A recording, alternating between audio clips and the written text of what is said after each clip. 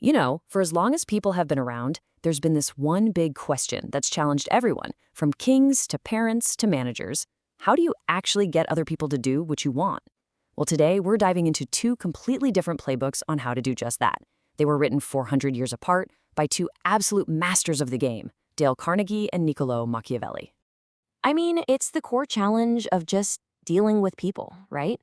It doesn't matter if you're trying to lead a huge company or just trying to get your friends to agree on where to eat dinner.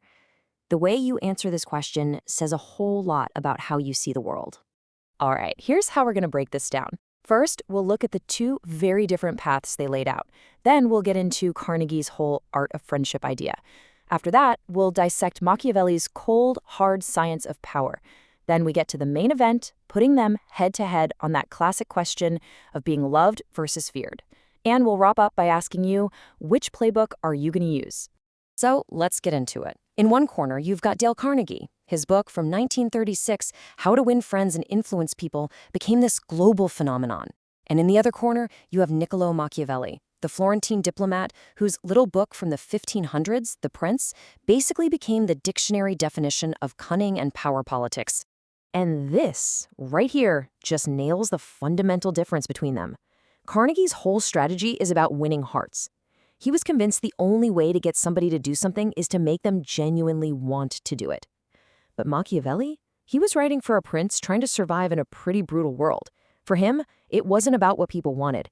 It was all about securing power and keeping things from falling apart, using whatever means necessary. Okay, so let's start with Carnegie. His whole philosophy is built on a really simple idea. People are driven by emotion, and especially by this deep, deep craving to be appreciated. So if you want to influence them, you have to play on their turf, with real empathy and genuine interest. This is rule number one for Carnegie, and it is a huge one. He said that criticism is basically pointless because it just puts people on the defensive and hurts their pride. He figured that 99 times out of 100, nobody blames themselves for anything, no matter how wrong they are. So all you're doing when you criticize is creating resentment. It gets you nowhere. So his system really comes down to these three steps. First, like we just saw, you stop criticizing and you start trying to understand why people do what they do. Second, you feed that universal human hunger to feel important, but with sincere appreciation, not phony flattery. And finally, and this is key, you get people on board by framing what you want in terms of what they want. It's all about learning to see things from their perspective. And hey, if you think this is all just, soft skills that don't really matter, think again. Get this. Carnegie's research found that a whopping 85% of financial success was due to what he called human engineering, your ability to lead and deal with people. Your technical knowledge? That only accounted for 15%. So mastering this stuff has very real, very tangible payoffs. All right, let's do a complete 180 and jump into a totally different universe. 400 years before Carnegie, Machiavelli was writing a survival guide for a new ruler. For him, influence wasn't about being liked. It was a cold, calculated science of protecting your position from rivals, from bad luck, from everything. Wow. I mean, this quote just gets right to the point, doesn't it?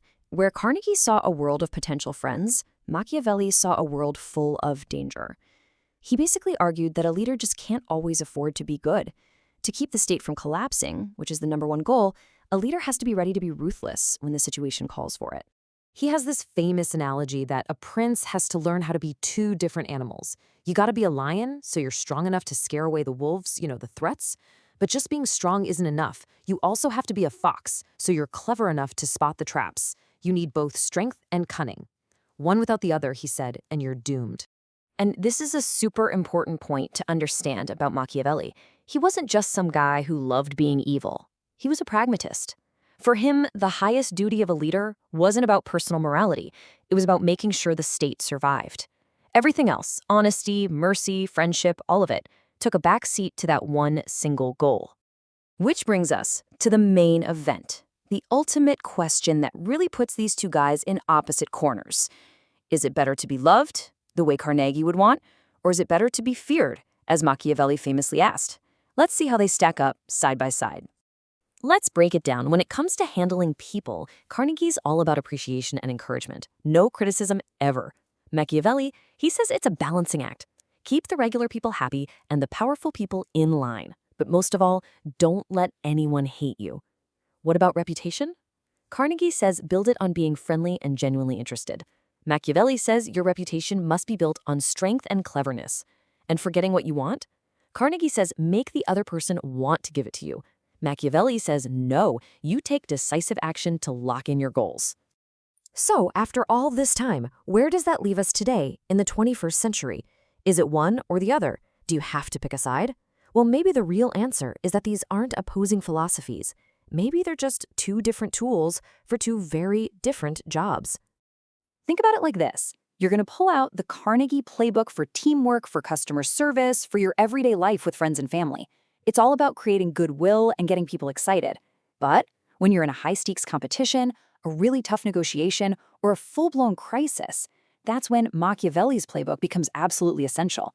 It's not about making friends anymore. It's about understanding power and protecting your interest when the chips are down. And that brings us right back to that big question. Is it better to be loved or feared? You know, Machiavelli himself said that it would be best to be both, but if you absolutely have to choose one, it's much safer to be feared than loved. But what about you and your world and your life? Which master do you think has the better answer? The choice is yours.